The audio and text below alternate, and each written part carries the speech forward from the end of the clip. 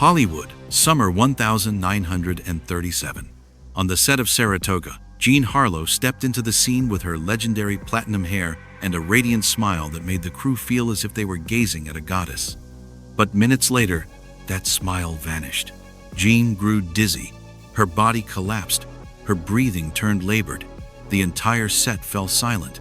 News spread like lightning. Jean Harlow, MGM's platinum star, in critical condition. Reporters crowded the hospital. The public was stunned. She was only 26, at the height of her career, when fate turned cruel. In a stark white hospital room, Jean Harlow slowly faded. Outside, thousands prayed. But the most shocking detail, William Powell, the man called the great love of her life, was absent in her final hours. Powell's silence became a painful cut, fueling endless speculation. Why didn't he appear? Fear? Helplessness? Or was that love never as deep as people believed? Jean Harlow, Hollywood's first true siren, the platinum blonde, worshipped worldwide, left in loneliness, with countless unanswered questions. The dazzling glow on the screen stood in stark contrast to the mystery of her death, turning her into a short-lived legend. To understand why destiny was so harsh, we must start at the roots: childhood, and the emotional voids that shaped a fragile Jean Harlow behind the blazing exterior. Kansas City, a winter morning in 1911. In a small home, a baby girl was born. Harlean Harlow Carpenter, the name the world would come to know as Jean Harlow. Her father was a dentist. Her mother, Jean Harlow, a young woman burning for the stage. From the beginning, the family was split between a steady, humdrum life and a fierce hunger for fame. When Jean was only a few years old, her parents separated. Her father slipped away, leaving a void that never closed. Her mother took her from Kansas, roaming from place to place, convinced her daughter had been born for the spotlight. Jean grew up under her mother's push, always having to shine, always having to be beautiful, like a doll on display. Outwardly, Jean was a blonde child with clear eyes, smiling in every photograph. Inside, she carried a constant fear, the fear of being abandoned. Without a father's warmth and under the weight of her mother's expectations, Jean formed a conflicted nature, desperate for real love, yet terrified it could vanish at any moment. Childhood friends remembered how Jean often drifted into daydreams, imagining herself a princess, then bursting into tears at the thought of being left behind. That fragility, paired with her striking looks, helped her step into Hollywood easily and made her an easy victim of its glitter. Those early wounds became a long shadow. Jean Harlow entered life with silk wings, radiant but delicate, waiting for a single strong gust to tear them apart. And it would repeat when the love she trusted most let go at the most fateful moment. Late 1920s Hollywood. As the big studios embraced talkies, a blonde girl with a luminous face appeared. Barely in her 20s, Jean Harlow became a sensation. Howard Hughes's Hell's Angels, 1930, made her a star overnight. On screen, Jean was a daring dream, a provocative gaze, a honeyed voice, the platinum allure that left audiences breathless. MGM, the era's most powerful studio, turned her into Hollywood's first platinum blonde bombshell. Silk slip dresses, sultry scenes, posters across America, everything cast Jean as the embodiment of desire and allure. She became a top box office draw, minting millions for the studio. But behind the blinding lights, Jean was just a 20-something with a fragile heart.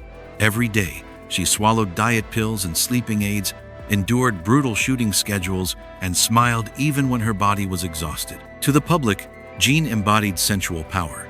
To herself, it was a mask hiding loneliness and wounds no one could see. Close friends recalled that after every lavish party, Jean would sit quietly in her room, remove her makeup, and stare into the mirror for a long time. They love me for this hair, this face, but does anyone love me for who I really am? A question that haunted her nightly. Then a man entered her life, William Powell Urbane, steady, seemingly able to offer the safety Jean craved. From that point, her life drifted into its darkest chapter, where love and abandonment intertwined into a lasting tragedy.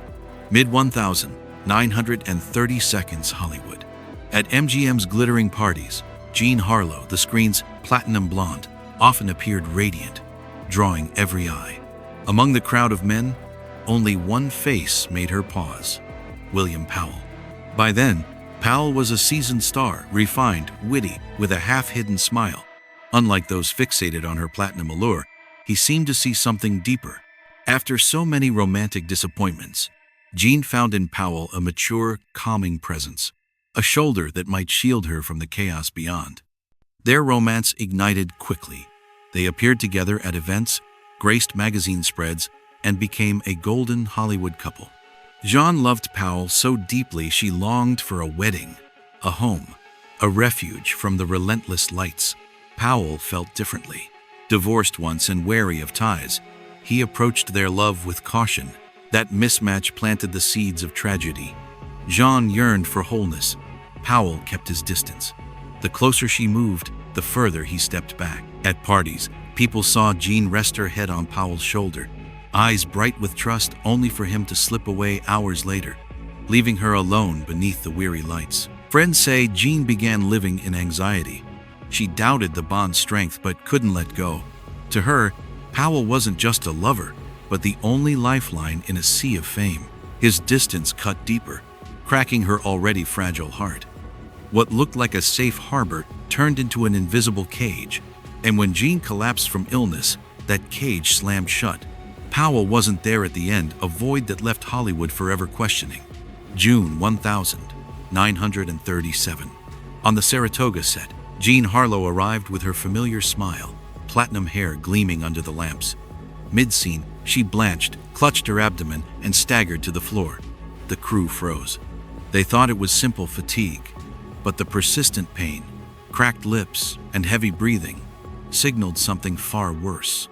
Jean was rushed to a Los Angeles hospital, a white room smelling of antiseptic, reporters swarming outside. America hung on every update. Jean Harlow, in critical condition, 26, at the peak of fame, but her body had betrayed the spotlight. In her final days, Jean's mother kept vigil. Close friends came and went, but the figure the public most expected, William Powell, did not appear. His absence felt like a knife in the once-admired love story. Rumors spread. Was Powell cold or too frightened to face death? On the 7th of June 1937, Jean Harlow drew her last breath. Church bells tolled. Headlines exploded in red ink. Platinum blonde dies at 26. All of Hollywood went into mourning. Fans wept for a gifted star. The public whispered, did Jean die of illness or of a love that abandoned her? The mystery of her death, compounded by her lover's absence, turned this tragedy into one of Hollywood's most haunting tales. There was no courtroom for Jean Harlow's death, but Hollywood became a giant tribunal. Press, public, studios, everyone wanted answers. How did a young star at her peak die so soon? The official cause: acute kidney failure. The explanation didn't end the speculation. Many argued MGM worked her to exhaustion, ignoring her declining health.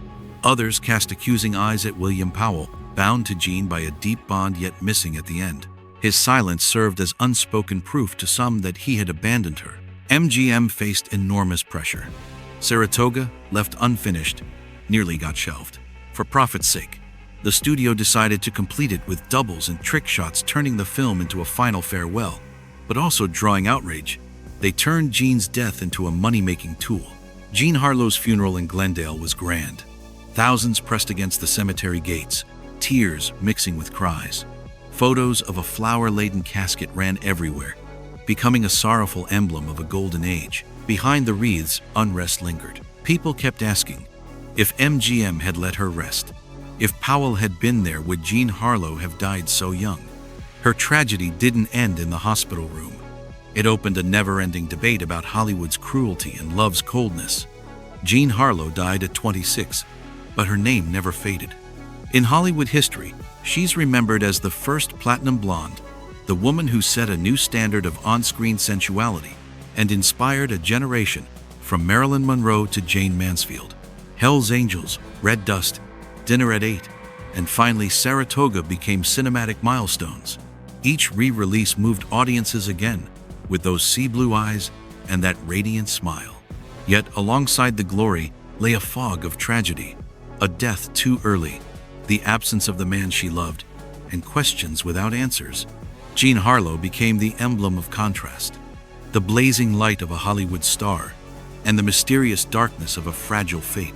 People remember her not only for beauty or talent, but for the injustice that ended her life too soon. Today, whenever Harlow's name is mentioned, you cannot separate the silver screen legend from the unresolved love story left behind. Her death still raises a litany of questions. Did Powell truly abandon her? Did MGM drain her for profit? And how much longer might Jean Harlow have lived if she hadn't been pulled into Hollywood's ruthless machine? The lights went out on Jean Harlow's life, but on screen she lives forever, 26, forever Hollywood's short-lived legend.